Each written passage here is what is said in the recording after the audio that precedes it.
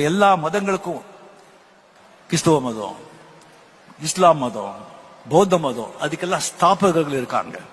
அவங்க ஸ்தாபனை பண்ணாங்க, இல்லைன்னா அவங்களுடைய சீடர்கள் ஸ்தாபனை பண்ணாங்க. அந்த ஹிந்து மதத்துக்கு மட்டும் ஸ்தாபகர்கள் கிடையாது. இது சனாதனம். சனாதனம் சொன்னா புராதனம், பழசு, ஆதி. அப்போ ரிஷிகள் அவங்க மெடிடேஷன்ல இருந்து அவங்க அந்த டிரான்ஸ்ல இருக்கும்போது அவங்க தெரியாம அந்த சப்தங்கள், அந்த சவுண்ட், அதுதான் வேதம்.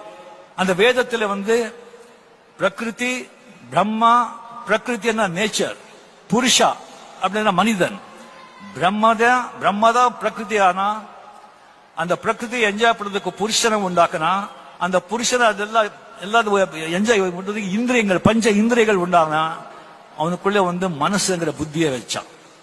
இதுதான்